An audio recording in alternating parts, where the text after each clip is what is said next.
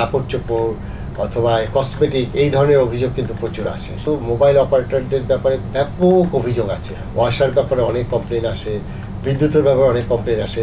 একটি হলো তো আমরা বাজারে গিয়ে যেটা পাচ্ছি অন স্পটে যেটা হচ্ছে, আর একটা হলো ভোক্তারা আমাদের আইন অনুযায়ী অভিযোগ দায়ের করতে পারে এবং সেই অভিযোগ দায়ের ফলে এটা একটি বিচারিক ব্যবস্থার মতো আছে যে দুই পক্ষকে শুনানি করে এটি প্রমাণিত হলে একটা ফাইন করা হয়, যেটা 25% কিন্তু যিনি অভিযোগ করেন তিনি পান।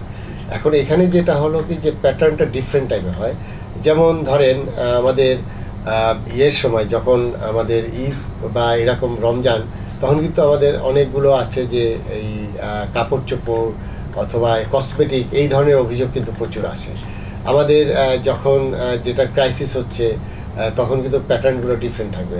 ঢাকাতে যেমন বেশিরভাগ অভিযোগ আসে আমাদের রেস্টুরেন্টের যে খাবার বা এরকম বাসি পচা নকল ভেজাল এইগুলো নিয়ে মূলত ফোকাস করা হয়। আর কিছু কিছু জায়গা আছে, যেমন দুই একটা কেস বলবো, এটা আসলে আমি বলবো যে এখানে উল্লেখ করা দরকার।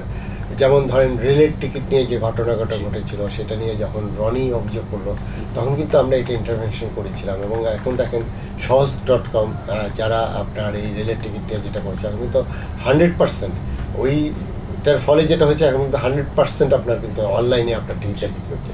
তো এগুলো আসলে শৃঙ্খলা আসা দরকার। একইভাবে আমাদের একটা জায়গায় আমরা আসলে কাজ করতে পারছি না, বিশেষ করে টেলিকম সেক্টরে আমাদের কিন্তু মোবাইল অপারেটরদের ব্যাপারে ব্যাপক অভিযোগ আছে।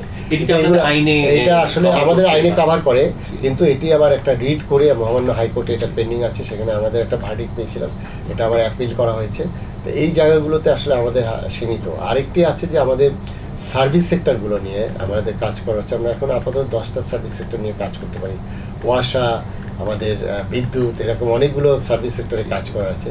তবে যে জিনিসটা হয়, এটি তো এক সরকারি প্রতিষ্ঠান, সেখানে আমাদের যে জিনিসগুলো আছে তারাও অনেক ক্রাইসিসের মধ্যে আছে। এখন ধরেন আমি ওয়াশার ব্যাপারে অনেক কমপ্লেন আসে, বিদ্যুতের ব্যাপারে অনেক কমপ্লেন আসে। তাই সেখানে আসলে এই সরকারি প্রতিষ্ঠান, আমিও একটা সরকারি প্রতিষ্ঠান, সেই জায়গাগুলোতে হয় কি যে আমাদের যে মানে আমাদের আইনি প্রয়োগের যে বিষয়গুলো, সেগুলো একটু আসলে আমরা সমন্বয় করেই আমরা করার চেষ্টা করছি। গ্যাসের ক্ষেত্রে আমাদের যেটা হয় যে আপনার গ্যাস কিন্তু পর্যাপ্ত গ্যাস পাওয়া যায় না কোথাও।